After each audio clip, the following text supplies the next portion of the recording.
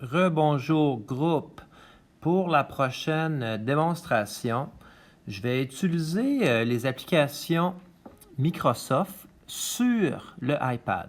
Donc, Office 365 a des applications intéressantes que vous pouvez décider d'installer. OneDrive, qui est vraiment votre espace de sauvegarde infonuagique utilisé par la commission scolaire, c'est probablement la première application là, que vous pourriez décider d'aller chercher. Donc, c'est le nuage dans lequel vos travaux, vos exercices sont situés. Dès que vous ouvrez OneDrive, évidemment, on va pointer vers des documents Word, des documents PowerPoint. Donc, c'est important d'installer aussi ces applications-là. Sinon, vous allez être seulement en lecture. Vous ne serez pas en modification. Vous aurez moins d'options possibles là, si vous installez seulement OneDrive. Donc, moi, dans l'exemple présent, j'ai installé PowerPoint, j'ai installé Teams. On fonctionne avec un appareil, un iPad, qui est vraiment conçu pour être utilisé par une seule personne dans un premier temps. Donc, vous allez vous connecter à ces applications-là et vous allez rester connecté. Si vous voulez prêter le iPad, c'est important de se déconnecter, évidemment, pour ne pas que la personne suivante ait accès à vos données. Donc, l'exemple que je vais vous faire, c'est pertinent dans l'enseignement à distance. Donc, disons que vous décidez avec Teams de partager votre écran pour annoter sur un document PowerPoint. Donc, vous animez votre classe à distance, vous partagez l'écran de votre iPad.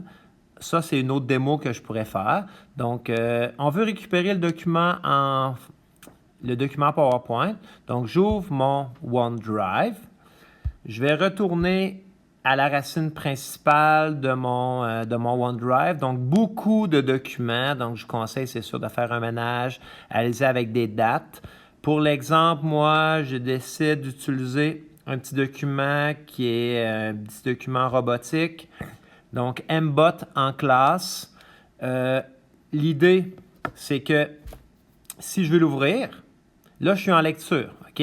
Donc, le crayon ne fonctionnera pas nécessairement.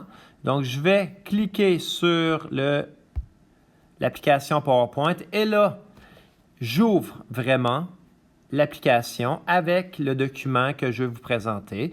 Donc, si je suis prêt à le diffuser à mes élèves, on y va, mode diaporama.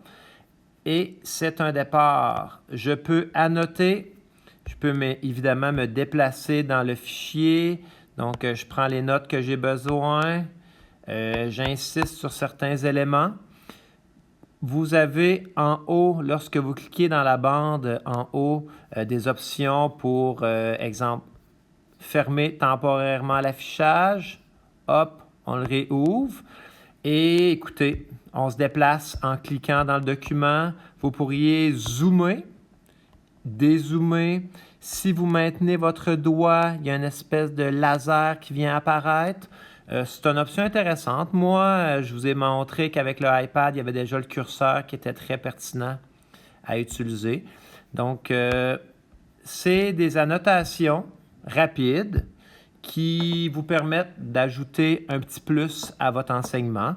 On peut décider de conserver ou pas ces annotations-là. Donc, je peux ignorer évidemment si c'est des barbeaux. Je peux décider de conserver si c'est pour être un document qui sera envoyé par la suite aux élèves. Donc, j'espère que ça vous a plu. Donc, merci. Bye bye.